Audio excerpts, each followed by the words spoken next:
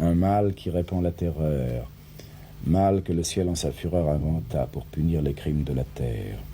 La peste, puisqu'il faut l'appeler par son nom, capable d'enrichir en un jour l'acquérant, faisait aux animaux la guerre. Ils ne mouraient pas tous, mais tous étaient frappés.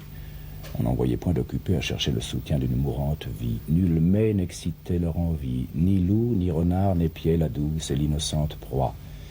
Les tourterelles se fuyaient. Plus d'amour, partant, plus de joie. Le lion tint conseil et dit « Mes chers amis, je crois que le ciel a permis pour nos péchés cette infortune. Que le plus coupable de nous se sacrifie au trait du céleste courroux. Peut-être il obtiendra la guérison commune. L'histoire nous apprend qu'en de tels accidents, on fait de pareils dévouements. Ne nous flattons donc point. Voyons sans indulgence l'état de notre conscience. » Pour moi, satisfaisant mes appétits gloutons, j'ai dévoré force moutons. Que m'avait-il fait? Nulle offense. Même il m'est arrivé quelquefois de manger le berger. Je me dévouerai donc s'il le faut. Mais je pense qu'il est bon que chacun s'accuse, ainsi que moi, car on doit souhaiter, selon toute justice, que le plus coupable périsse. « Sire, dit le renard, vous êtes trop bon roi. Vos scrupules font voir trop de délicatesse. Eh bien, mangez mouton. Canaille, sotte espèce, est-ce un péché? Non, non. Vous leur fîtes, Seigneur, en les croquant, beaucoup d'honneur.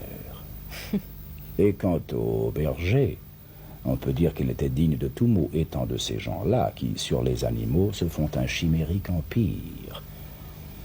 Ainsi dit le renard et flatteur d'applaudir. On n'osa trop approfondir du tigre, ni de l'ours, ni des autres puissances les moins pardonnables offenses. Tous les gens querelleurs, jusqu'au simple matin, au dire de chacun, étaient de petits saints.